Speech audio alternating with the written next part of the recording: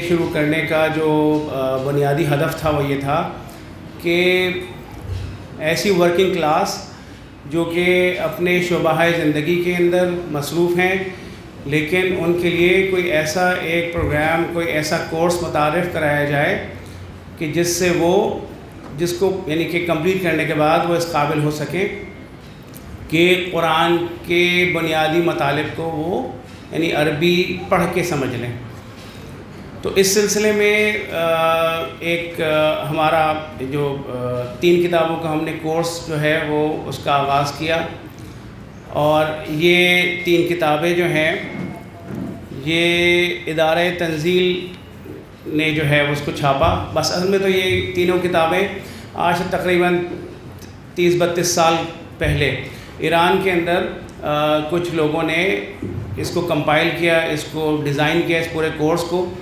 اور اس کورس کا ہدف بھی بنیادی طور پہ یہ تھا کہ ایسے لوگ جو کہ مدرسے نہیں جا سکتے ہیں یا باقاعدہ طور پر قرآن کی یا علوم قرآن کے حوالے سے باقاعدہ کسی انسٹیٹیوشن میں داخلہ نہیں لے سکتے ہیں، وہ اگر ہفتے میں 2-4 گھنٹے اگر قرآن کے حوالے سے اگر وہ متعین کریں اور اس کورس کے حوالے سے اس کورس کو کمپلیٹ کریں تو وہ اس قابل ہو جائیں گے کہ تقریباً 70-75% جو قرآن کے بنیادی مطالب ہیں وہ آپ پڑھنے کے بعد اس کو سمجھ سکتے ہیں۔ عربی زبان کو، بنیادی عربی زبان کو، قرآنک عربک زبان کو سیکھنے کا جو ہدف تھا بنیادی طور پر وہ یہی تھا کہ جب ہم اپنی اکیڈمکس کے اندر تعلیم حاصل کرتے ہیں تو جب ہم یہ دیکھتے ہیں کہ جو ہمارے بنیادی جیسے سائنس کے حوالے سے اگر میں اپنی بات کروں تو سائنس کے حوالے سے بنیادی جو اچھی کتابیں ہیں، جو کانٹینٹ ہے اچھا اویلیبل، وہ انگریزی زبان میں۔ تو ہم نے کیا کیا کہ ہم نے وہ انگریزی زبان سیکھی تاکہ ہم ان کتابوں کو پڑھ سکیں اور ان کو پڑھ کے سمجھ سکیں۔ تو بنیادی طور پر تقریباً یہی ہدف یہاں پر بھی تھا کہ عربی کو اتنا سیکھ لیا جائے کہ جب ہم قرآن کی تلاوت کریں تو ہم اس کے بنیادی جو مطالب ہیں، لفظ جو اس کے لفظی معنی ہیں اس کے ساتھ ہم اس کے بنیادی مطالب کو جو ہے وہ سمجھ سکیں۔ ٹھیک ہے، تو یہ اس کا آغاز تقریباً 10 سال پہلے ہوا۔ اس کے جو مدیر ہیں وہ ہمارے استاد تقی صابری ہیں، آج وہ بیمار ہیں، بیماری کی وجہ سے وہ آج تشریف نہیں لا سکے۔ آپ سب ان کو اپنی دعاؤں میں یاد رکھیں کہ اللہ تعالیٰ ان کو جلد از جلد صحت کاملہ عطا فرمائے۔ اور انہوں نے اس کو یہاں پر اس کا اجرا کیا۔ ادارہ تنزیل کی ہی انہی تینوں کتابوں سے ہم استفادہ کرتے ہیں، اور ہم یہ تقریباً کورس جو ہے وہ 1-1.25 سال کے عرصے کے درمیان کمپلیٹ ہوتا ہے، اور اس میں تقریباً یہ ہمارا جو آج کا پروگرام ہے یہ ہمارا تقریباً 4تھا پروگرام ہے جو آج ہم کر رہے ہیں۔ تو اس میں ہم یہ کرتے ہیں کہ اب 2 باتیں ہیں اس میں۔ ایک تو یہ کہ ہمارے 1 مئی کا پچھلے سال سے ہم نے مختص کر دیا کہ 1 مئی کو ہم یہ پروگرام کریں گے۔ اس کا ایک بنیادی ہدف یہ تھا کہ 1 مئی جو ہے وہ یوم شہادت ہے شہید مرتضیٰ مطہری کی، تو اور ان کا قرآن کے حوالے سے بہت زیادہ کام ہے، اور خصوصاً نوجوانوں کے حوالے سے۔ تو اس 1 مئی کو ہم نے مختص کیا۔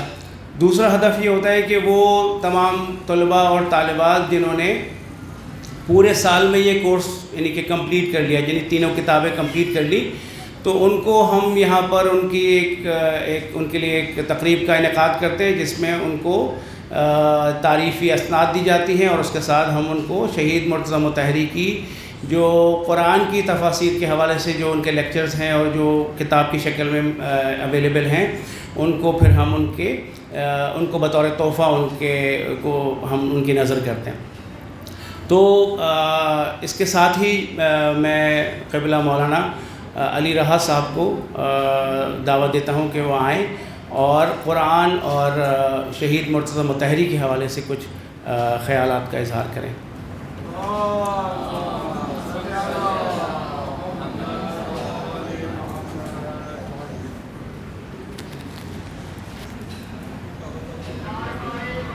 محمد و آل محمد صلوات۔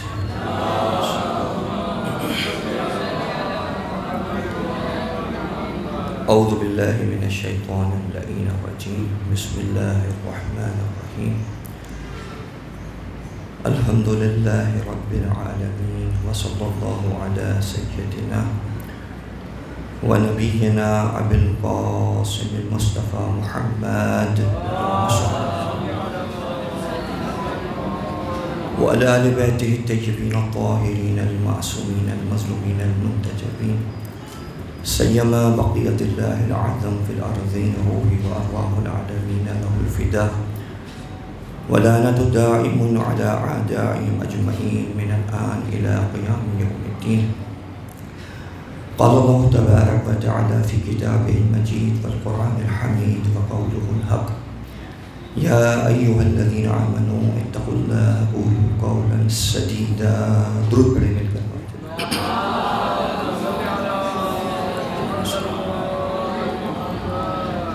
عزیز سامعین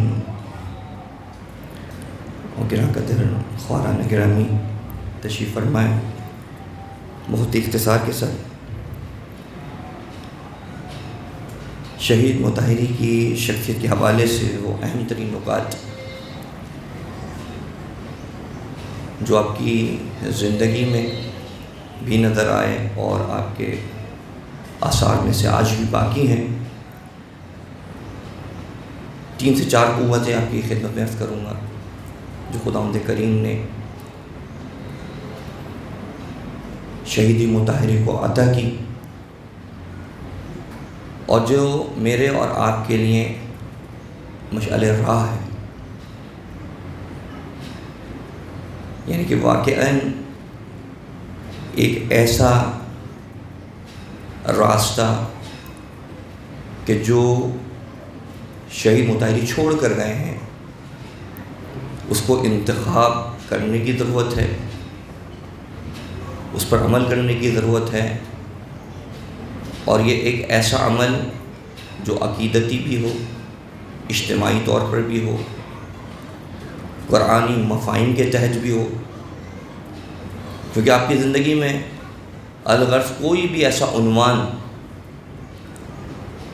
نظر نہیں آتا کہ جس کے حوالے سے آپ نے گفتگو نہ کی ہو، کتابیں نہ لکھی ہوں، چاہے معاشرتی لحاظ ہو، چاہے قرآنی لحاظ سے، اخلاقی لحاظ سے، تربیتی لحاظ سے.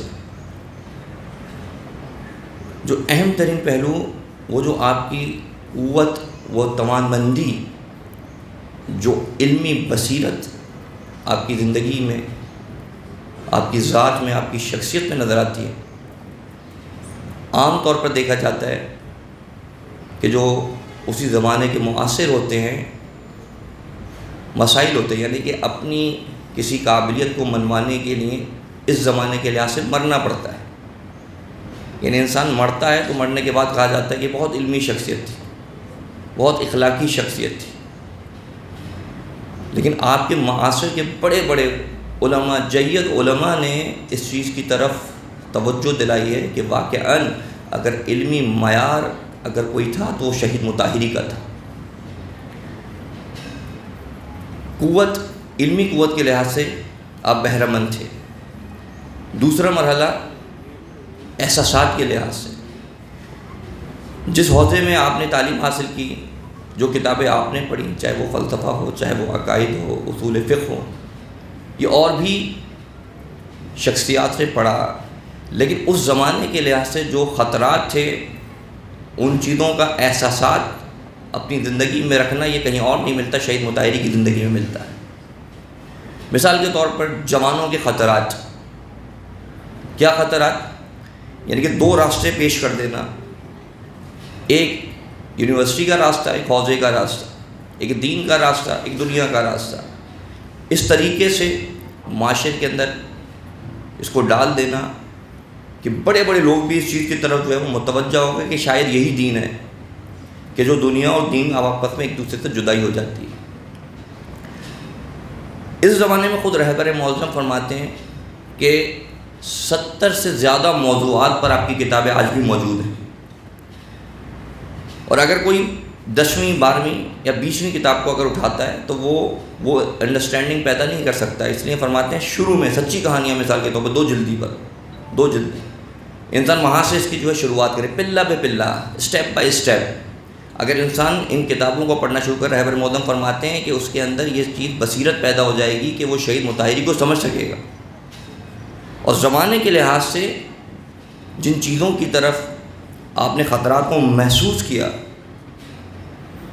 اس میں مختلف عنوانات نظر آتے تھے کہ جس کے ذریعے سے دشمن نے چاہا کہ کسی طرح جوانوں کو لاوالی بنایا جائے۔ لاوالی کیا ہے؟ لاوالی یہ کہ نہ یہ کسی دین کے اوپر رہیں بلکہ ان کی زندگی گزارنے کے اوپر ان کا جو ہے وہ منحصر ہوں اور اپنی ڈپینڈ کریں، زندگی گزاریں، زندگی گزارنے کی طرف مائل ہوں۔ تیسرا مرحلہ روشن فکری۔ اب روشن فکر تھے۔ اب روشن فکر کو سمجھانے کے لیے، کیونکہ وقت کم ہے، روشن فکر کے مقابلے میں جو دوسری چیز ہے وہ کیا ہے؟ وہ ہے تجاہر۔ تجاہر کسے کہتے ہیں؟ حجر سے نکلا ہے۔ مفاہیم میں آپ نے یقیناً اس کو پڑھا ہوگا۔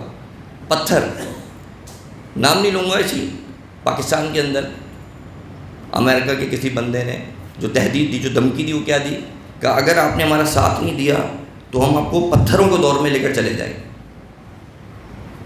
آپ کو پتھروں کے دور میں پہنچا دیں۔ تو انہوں نے اس ڈر سے کہ ہم پتھروں کے دور میں نہ چلے جائیں، انہوں نے اس غلامی کو قبول کیا اور کہا جیسا کہا جائے گا ویسے ہی کریں گے۔ یہ پتھر کا دور کون سا ہے؟ کیا ہوتا ہے پتھر کے دور؟ یعنی دور دور تک سے پتھر توڑے جاتے تھے، پتھروں میں ہوتا تھا اگر شکار کے ذریعے سے غذا فراہم کی جاتی تھی، اور اگر شکار مل جاتا تھا تو اس کو پکانے کا بھی طریقہ نہیں ہوتا تھا میسر، تو کیا کرتے تھے؟ کچا بھی کھا لیا کرتے تھے۔ تو جو دھمکی ملی تھی کہا اسی دور میں پہنچا دیا جائے گا۔ ایک اور لفظ جو ہے وہ یوز کیا جاتا ہے دقیانوسی۔ یہ دقیانوس کیا ہے؟ یہ دقیانوس خود اصحاب کہف جب قرآن پڑھتے ہیں تو وہ جو بادشاہ اس وقت کا تھا اس کا نام دقیانوس تھا۔ اب جب یہ 300 سال تک جب وہاں سوتے رہ گئے تو ان کے پاس جو کرنسی تھی، جو پیسہ تھا، جب یہ لے کے وہاں پہنچے تو وہ حیران ہو گئے۔ وہاں کے 300 سال پرانی کرنسی دیکھ کر کہا یہ تو اس وقت چلنے والی نہیں ہے۔ تو انہوں نے کہا یہ کیا دقیانوسی پیسہ لے کے آ گئے۔ اس وقت سے یہ اصطلاح پہ شروع ہو گئی کہ دقیانوس۔ تو یہ دقیانوس یا تحجر کے زمانے میں پہنچا دیا جائے گا۔ تحجر یعنی کہ جس کے اندر انسان جو ہے وہ عقب ماندگی۔ آج کوئی بھی ایسا شخص نہیں ہے جو پرانا لباس پہننے کو تیار ہو، اس لحاظ سے سب روشن فکر۔ کوئی ایسا جوتا پہننے کو تیار نہیں ہے۔ اگر کھانے بھی ہیں، نئے نئے کھانے آ گئے ہیں، ان کو ریسیپیز آ گئی، ان کو بنانے کی تیاریاں ہیں۔ آج اگر کوئی ویسا کھانا کا کھلائے تو کیا دقیانوسی کھانا ہے، کیا پرانے زمانے کا کھانا ہے؟ یعنی ہر چیز کے لحاظ سے تو انسان جو ہے وہ آگے آ گیا ہے، لیکن فکری لحاظ سے یعنی اس زمانے کے لحاظ سے اپنے آپ کو جو آمادہ نہ کر سکے وہ پھر روشن فکر نہیں ہے۔ اس زمانے کے لحاظ سے شہید مطہری نے جو فلسفہ پیش کیا وہ یہی تھا، روشن فکر۔ یہاں پر آپ نے آ کے اس چیز کو بتایا کہ دنیا الگ نہیں ہے، دین الگ نہیں ہے، دین اور دنیا الگ نہیں ہے، ان کی جدائی میں ڈالنے والا در حقیقت اسلام سے ناآشنا ہے، اس کو اسلام کی معرفت نہیں ہے۔ اسی لیے آپ نے دانشگاہ کا انتخاب کیا، اور بہترین معلم، یعنی اس ویو سے اگر دیکھیں، زاویے سے اگر دیکھیں، جب آپ دانشگاہ میں گئے ہیں، آپ نے جا کر جس طرح سے وہاں پر اسپیچز دی ہیں اور جو تربیت کی ہے اپنے اس فیلڈ کے ساتھ، اپنے ان تمام علوم کے ساتھ کہ جو آپ علوم بھی ان کو دے رہے تھے، اس کے ساتھ ساتھ تربیت کا مرحلہ دینے کے بعد وہاں پر کہا کہ واقعاً اگر کوئی معلم ہو تو اس کا مصداق کون ہونا چاہیے؟ شہید مطہری ہونا چاہیے۔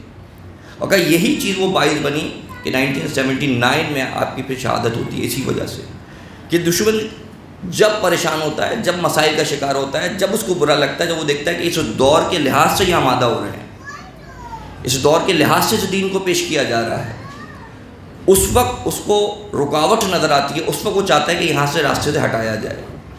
ورنہ بہت سارے اس معاشرے میں اس وقت لوگ موجود تھے، افراد موجود تھے، لیکن جس راستے کا انتخاب شہید مطہری نے کیا تھا، آپ کا جملہ آپ کہتے ہیں کہ اس وقت ہمارا المیہ یہ نہیں ہے، یا ہمارے ساتھ ایسا نہیں ہے کہ ہم ایسے افراد کے پیچھے چل رہے ہیں کہ جو بے راہ روی کا شکار ہیں۔ مسئلہ یہ ہے ایسے افراد ہیں کہ جو ظلم اور ستیت کو ہوتے ہوئے دیکھتے ہیں پھر بھی خاموش رہتے ہیں۔ اب یہ دشمن کو چبھے گی بات کہ خاموش نہیں رہنا، یعنی ہمارا تعلق صرف حوزے سے پڑھنا، یونیورسٹی سے پڑھنا، گھر سے باہر نکلنا، اپنا کام کرنا، اپنا کاروبار کرنا، تعلیم حاصل کرنا، جاب کرنا، یہ نہیں ہے، بلکہ ہمارا کام یہ ہے کہ دین کے اندر فکر کریں، تفکر کریں، اور تفکر کرنے کے بعد دیکھیں کہ اس وقت دشمن یعنی خود دشمن شناسی خود ایک عنوان ہے، اس کو سمجھنے کی ضرورت ہے، اور یہی دشمن چاہتا ہے کہ اس فلسفے سے دور کیا جائے، یعنی یہ اپنا کام کرتے رہے اور ہم ان کے اوپر مختلف نظریات کو ان کے ذہن کے اوپر جو ہے وہ اثرات مرتب کرتے رہیں، اور جس سے یہ ایسا لگے، مثال کے طور پر آپ نے ٹرین میں سفر کیا ہوگا تو ٹرین کے اندر کانٹا چینج کر دیتے ہیں، بہت ہی محظوظ ہوتا ہے انسان جو ہے ٹرین میں سفر کرتا ہے۔ پاکستانی ٹرین کے مسائل الگ ہیں، بہرحال پوری دنیا کے اندر جب انسان جاتا ہے تو بہت ہی آرام دہ سفر ہوتا ہے، تو اس کا جب کانٹا جب چینج کرتا ہے تو 90 ڈگری پہ جا کے چینج نہیں ہوتا، وہ سب کو پتہ چل جائے گا کہ اتنی زیادہ چینج ہو گئی ٹرین جو ہے، اتنا اس کا رخ جو ہے چینج ہو گیا ہے، تبدیل ہو گیا ہے، کسی اور سمت کی طرف جانے لگی ہے۔ بہت ہی ہلکے ہلکے آہستہ آہستہ ہلکی سی اس کی موومنٹ آتی ہے، پھر کرتے کرتے مثال کے طور پہ اگر کوئی گیا ہے سکر تو وہاں سے جو روڑی کے اسٹیشن پہ رک جاتی ہے، سکر جانے کے لیے چینج ہوتی ہے، انجن چینج کر دیا جاتا ہے، یعنی پہلے انجن آگے تھا، اب دوسری طرف انجن لگا دیا جاتا ہے، سب کو پتہ چل جائے گا کہ یہ رکا ہے، ابھی کہیں اور جا رہا ہے، اب اس کی سمت کچھ اور ہے، سب کو پتہ چل جائے گا۔ لیکن جو دشمن کام کرتا ہے وہ کیا کرتا ہے؟ وہ یہ کرتا ہے کہ ان کی نمازیں بھی ہوتی رہیں، روزہ بھی ہوتا رہے، عزاداری بھی ہوتی رہے، سارے کام ان کے ہوتے رہیں، ان کی ڈائریکشن چینج کر دیں آہستہ آہستہ گریجولی۔ یہ دشمن کر رہا تھا، اس کو پہچان لینا، اس چیز کی طرف متوجہ ہو جانا، یہ شہید مطہری کا کام تھا، جنہوں نے آپ نے اپنے معاشرے کے اندر اپنے وقت کے اندر اس کو انجام دیا، اور یہی بات کھٹکی دشمن کو۔ اس دور میں ہماری اس وقت ہمیں ضرورت ہے کہ ہم ہر فلسفے کو، اگر بغیر فلسفے کے اگر ہم مدرسے بھی پہنچ جائیں، یونیورسٹی بھی پہنچ جائیں، ہر جگہ پہنچ جائیں، مثال کے طور پر یہاں بھی آ جائیں، ہمارے پاس کوئی فلسفہ نہ ہو، مقصد نہ ہو، انسان کامیاب نہیں ہو سکتا۔ مقصدیت شہید مطہری نے پیش کی ہے۔ اس لیے اگر اسوے کا ذکر اگر قرآن میں موجود ہے کہ رسول خدا کے جو اسوے کے اوپر انسان جو ہے وہ اسوہ قرار دیا گیا ہے، تو اس اسوہ تک پہنچنے کے لیے ہمیں شہید مطہری کے راستے کو اپنانا ہوگا تاکہ ہم رسول خدا کی سیرت اور ان کے اس فلسفے کو سمجھ سکیں۔ یہ زمانہ ہمیں اپنے جوانوں کو تربیت کرنے کا زمانہ ہے، اور الحمدللہ جس طرح سے میں دیکھ رہا ہوں اس زمانے میں جو انٹرسٹ لے رہے ہیں اور جو جس طرح سے یہ افراد یہ کام کر رہے ہیں اور کافی سالوں سے یہ کام ہو رہا ہے، یقین جانے یہ ضرورت ہے، قرآن فہمی ضرورت ہے۔ اگر ہم نے قرآن کو صرف پڑھ لیا تو اس کا مطلب ہے کہ ہم نے شہید مطہری کے اس فلسفے کو نہیں سمجھا۔ پڑھنا نہیں ہے، قرآن تو خود یہ کہہ رہا ہے کہ اگر کوئی صرف قرآن کو پڑھتا ہے اور اس کو سمجھتا نہیں ہے، جب سمجھے گا نہیں تو مثال کے طور پہ کیا کرے گا؟ اور دوری اختیار کرے گا۔